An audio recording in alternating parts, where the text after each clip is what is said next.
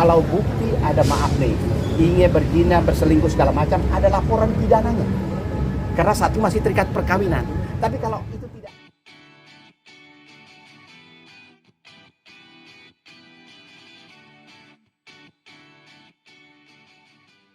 Tadi sidangnya itu yang kalau menurut agendanya, karena mediasi minggu lalu gagal, maka seharusnya tadi kuasa hukum Pak Ari Wibowo itu harus membacakan gugatan, sehingga kami sebagai kuasa Ibu Inge tergugat harus menyerahkan jawaban. Tapi ternyata masalahnya di administrasi, yaitu ada dua. Pertama, gugatan yang didaftarkan melalui e-court oleh pengacara namanya Ibu Damayanti ini, ya, Ibu Damayanti ini, dan yang diserahkan ke majelis tadi itu berbeda, sehingga hakim menyatakan bahwa menurut peraturan Mahkamah Agung, semua berkas perkara yang didaftarkan melalui e-court dan pada saat diserahkan harus sama persis. Masalahnya antara yang didaftarkan di e-court dengan yang diserahkan tadi itu berbeda. Mengapa berbeda? Hakim bertanya. Karena kata kuasa hukum Pak Ari, pengacara yang namanya Ibu Damayanti ini tidak menyerahkan dokumen. Alasannya karena menurut Ibu Damayanti yang disampaikan pengacaranya tadi, karena sudah putus hubungan hukumnya. Sehingga yang tadi diserahkan adalah menurut keterangan kuasa penggugat bahwa ada perubahan gugatan, sehingga belum bisa masuk kepada tahap tergugat memberikan jawaban. Padahal jawabannya kami sudah siap kalau seandainya dokumen yang diserahkan tadi dengan yang didaftarkan di e-court tanggal 3 April ini sama. Ternyata ada perbedaan. Karena masalah administrasinya, baik kuasa hukumnya Pak Ari terdahulu dengan yang sekarang. Dahulu itu namanya ini, Ibu Damayanti. Ibu Damayanti yang mendaftarkan. Lalu tadi yang diserahkan itu berbeda, sehingga hakim menyatakan selesaikan dulu administrasi ketika pendaftaran e-court. Waktu e-court yang didaftarkan ini, yang diserahkan tadi berbeda, sehingga hakim menyatakan belum bisa masuk kepada materi jawaban. Padahal tadi saya katakan kalau tidak ada perubahan kami akan menyerahkan jawaban. Nah, tadi juga saya bertanya kepada hakim untuk disampaikan kepada kuasa tergugat, apakah bisa kami tahu perubahan materi gugatannya apa. Tapi hakim menyatakan belum bisa kalau dokumen yang diserahkan melalui e-court oleh Ibu Damayanti tidak cocok. Nah, ini yang menjadi masalah. Karena kalau misalnya sampai pada hari hanya juga tidak diserahkan, kemungkinan sidangnya hakim bisa menyatakan mau mencabut gugatan untuk memperbaiki dengan nomor perkara baru atau bagaimana. Padahal kami sendiri sudah siapkan. Ini hanya masalah administrasi. Kita tidak tahu hubungan Pak Ari dengan pengacara yang dahulu seperti apa.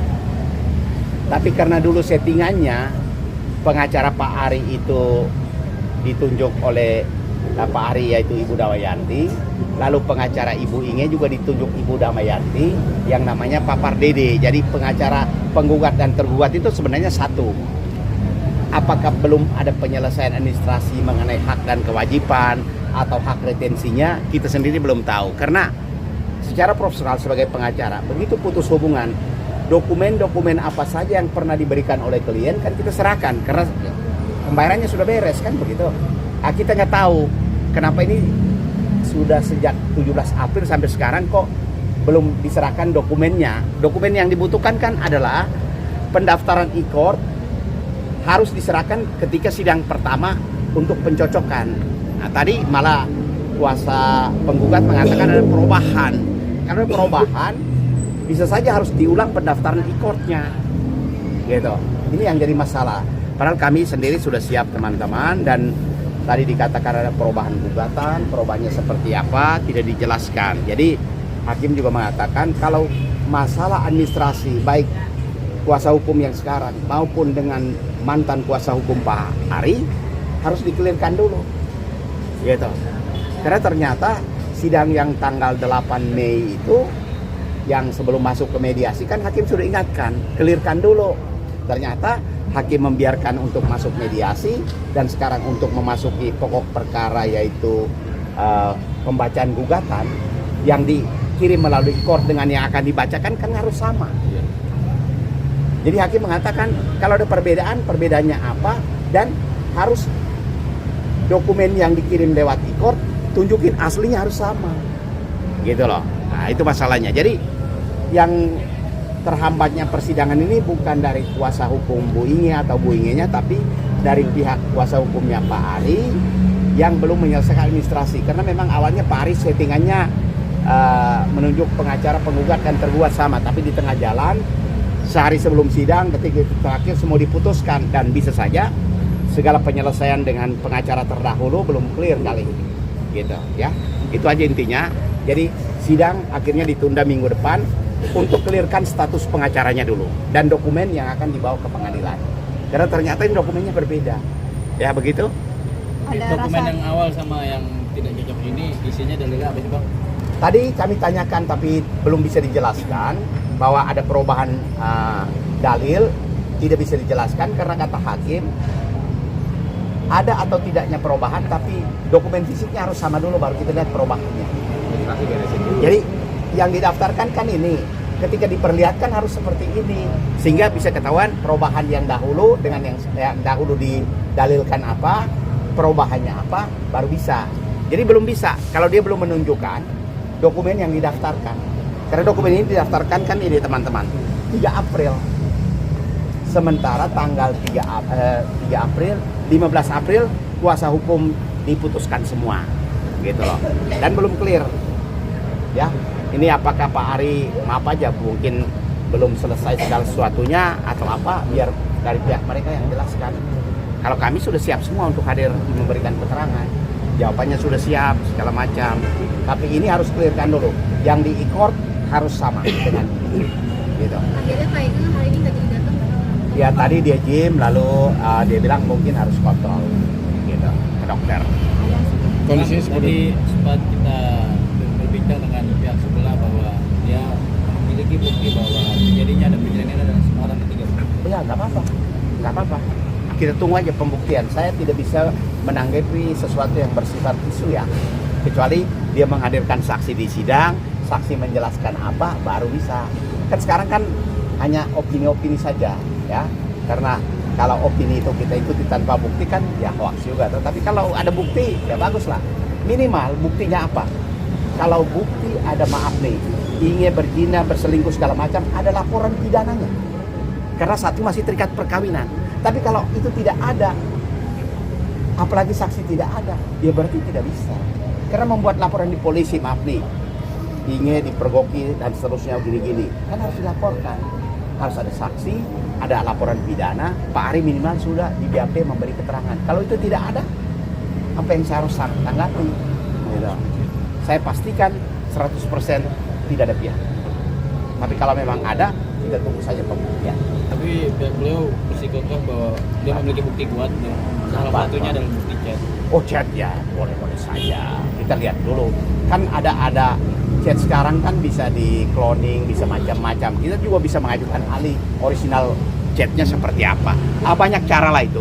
Ya. Jadi ketika di cloning itu nanti malah tambah lagi dong masih. Ya menjadi kriminal. Pelanggaran undang-undang IT, ancaman pidananya berat loh. Ya, jadi kita lihat saja.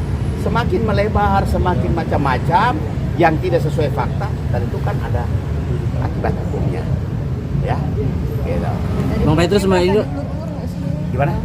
Mbak Inge kemarin sempat bilang kalau alasan dia mau menerima perceraian ini karena dia udah nggak menerima kasih sayang seutuhnya dari Mas Ari. Itu sempat diuraikan juga nggak sih ke Abang atau seperti apa, Bang? Ya, saya hanya diskusi ringan saja. Konkret atau verbalnya seperti apa. Hanya dia mengatakan gaya hidupnya yang berbeda. Oke, hidupnya berbeda, Bang. Misalnya begini, Pak Ari ini hampir 2 tahun lebih ini kan tidak ada kegiatan sepi. Tapi aktivitas di luar rumah itu mulai dari jam 1 siang, nanti kembali ke rumah jam 3-4 subuh. Gitu loh. Sementara Bu Inge-nya kan tidurnya jam 9 malam, bangun jam 5 untuk menyiapkan segala keperluan anak-anak. Jadi perbedaan waktu kegiatan bersama ini kan tidak ada. Tapi ya detailnya seperti apa kan ini kan masalah rumah tangga ya. Gitu. Berarti hal tersebut yang menyebabkan kurangnya kasih sayang ya bang? Belum. Yang katakan. Ya perbedaan antara kegiatan mereka kan cukup ini loh. Ya, satu tidurnya jam 9, satu baru pulang rumah jam 3 subuh gitu loh. Sementara satunya jam 9 sudah gym, pulangnya jam 1 atau 2, yang satunya sudah pergi. Nah itulah. Berarti memang bayangannya udah lama nggak disentuh sama Mas Ari bang, atau seperti apa bang? Sampai akhirnya mau mengiyakan kan tadinya awalnya dia mau mempertahankan kan? Tanya nggak detail seperti itu kan, karena kita juga sudah ya nggak boleh terlalu mengorek berubah loh. Bang Ari sempat bilang kalau misalnya Kak Ika menyesal akan segera merujuk. Kalau Kak Ika sendiri mungkin ada obrolan soal itu. Enggak, bahkan kemarin ya saya menemani dia podcast, ada pertanyaan dari salah satu yang di podcast itu, apakah menyesal menikah dengan Ari? Dia menyatakan tidak.